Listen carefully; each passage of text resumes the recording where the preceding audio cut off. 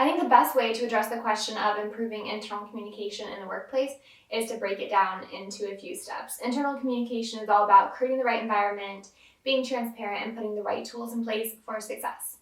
So the first one is to encourage sharing and communication. So if you want internal communication to be better, I think it really starts also with peer-to-peer and encouraging sharing those wins, sharing company updates so it's visible for everyone to see.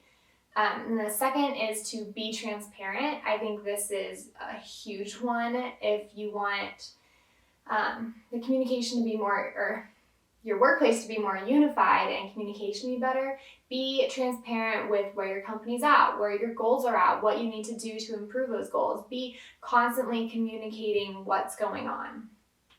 The third is to use all forms of communication, so technology, one-on-one meetings, team meetings, all company meetings, whatever it might be, but a mix of all of those is going to be very successful. So the technology aspect of it, there's a lot of different communication platforms. You can get some that have chat features. Chat is a really great way to encourage communication among employees, and I think sometimes employers kind of stray away from the chat aspect because they're afraid that it's just going to be unproductive and people will just be having off conversations about who knows what.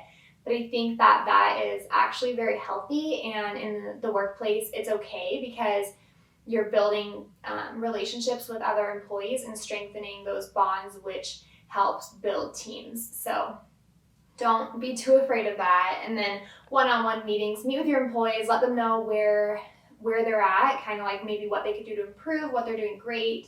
Have these feedback sessions with them to let them know what they need to be doing. And then team meetings or all company meetings, again, just being visible, sharing updates, sharing new things that are coming up. And then the fourth step is to create agile processes.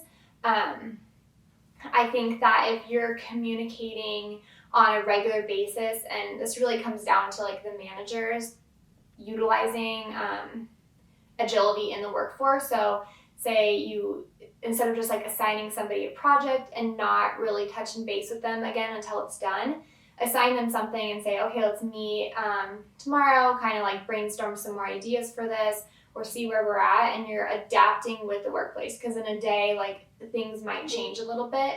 So if you're adapting your communication, then you're going to help be creating those agile processes.